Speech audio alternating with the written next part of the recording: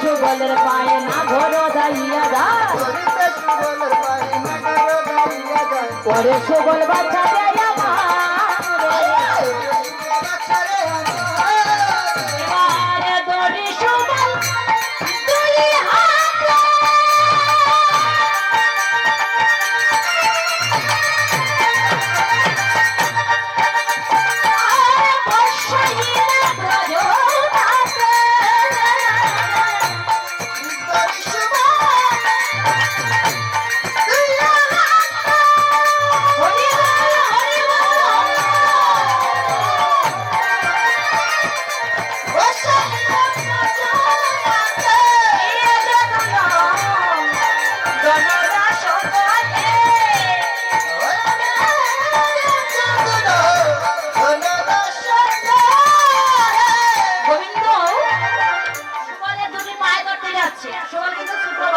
কিন্তু সেই যে হারিয়ে ফেলেছে রাধার বিরহ।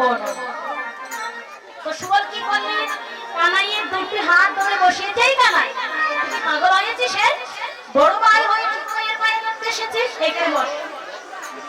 এই সুবল দেখ, আমি এত সাথে বুঝি না, আমার রাধাকে এনে না দিলে আমি আর বাঁচবো না।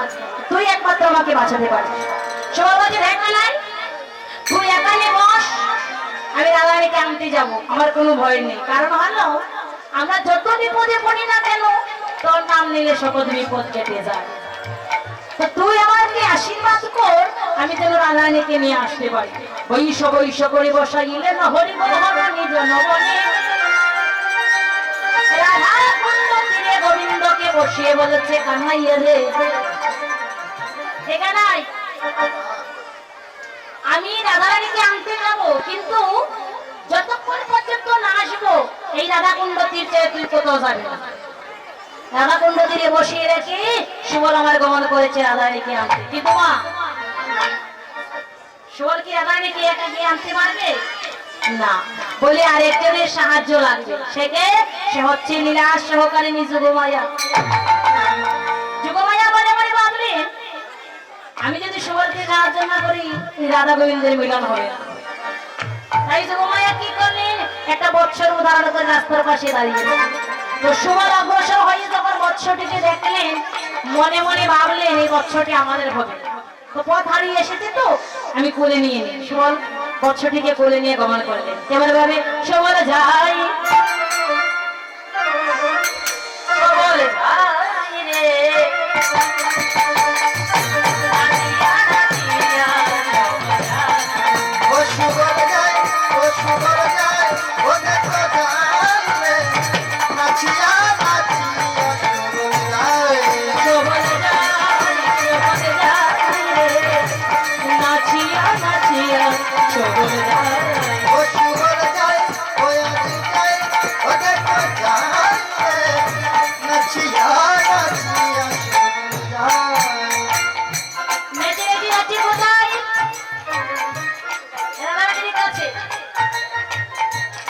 হঠাৎ করে দেখতে পাচ্ছে কি যেই না সুবল রাজমহলে পদার্পণ করলে আসলে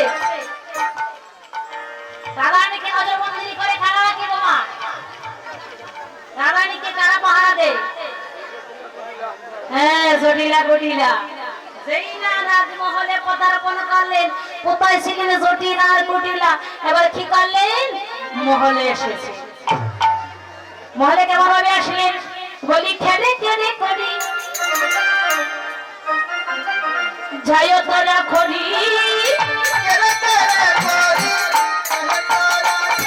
আরে খেলে খেলে করি যাই তোরা খড়ি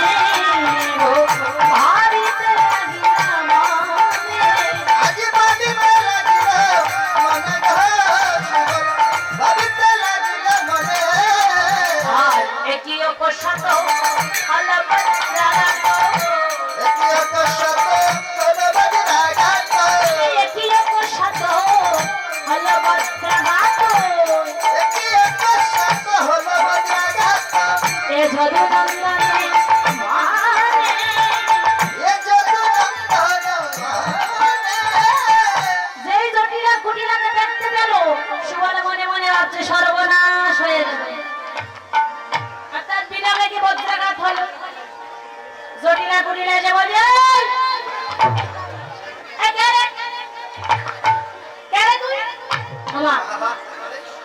যারা একটু জগরা টিভি তারা সুন্দর করে কথা বলে, একটু জগরা সুযোগ পেলেই লেগে যায়।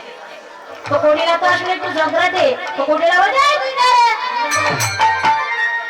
যেই মেয়ে বলছে মেয়ের সঙ্গে যদি রাখবেন, মেয়ে যদি দুষ করে মা একটু আরো উস্কাইয়ে দেয়, উস্কানি দেয় না?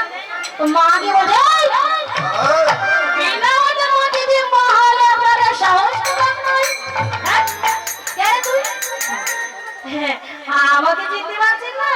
সুবল বলছে মনে মনে বলছে রে বাবা জটিলা কুটিলা এখানে এসে গিয়েছে, কৃষ্ণ কথা আর বলা যাবে না। আমাকে চিনতে পারছেন না? এই যে আমি আমি কে বলো তুমি কে? বলে মা ওই মা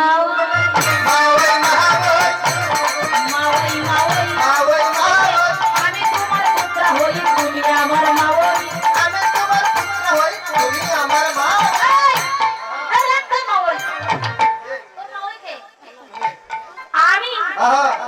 মুখ সামলিয়ে কথা বলবে। যত বড় মুখ নয় তত বড় কথাই সত্যি তুমি আমার মা। এই আবার বলছিস? দেখেন তো কাণ্ড। আত্মীয়তা করতে হলে একটা শ্রেণী আছে না?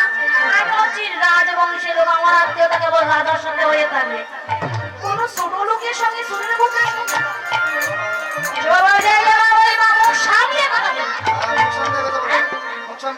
আমি এসে জীবন আর চুরির পুত্র নাকি? আমি একজন রাজার ছেলে। আরে আমার কথা রে, রাজার ছেলে? এই বলতো তুই কার ছেলে? কোন রাজার ছেলে? কোন রাজার ছেলে বলবো? হ্যাঁ বল মা। বল বল। আমার চন্দ্রবানের পুত্র আমি, চন্দ্রবানের পুত্র আমি, বিশ্ববানের সীতা রাজা রানী, চন্দ্রবানের পুত্র আমি, বিশ্ববানের সীতা রাজা রানী, চন্দ্রবানের পুত্র আমি, চন্দ্রবানের পুত্র আমি, চন্দ্রবানের পুত্র আমি। চন্দ্রবানের পুত্র মানে বিশ্ববানু রাজার ভাই চন্দ্রবানু রাজা। আমার কত টাকা দিলে লাই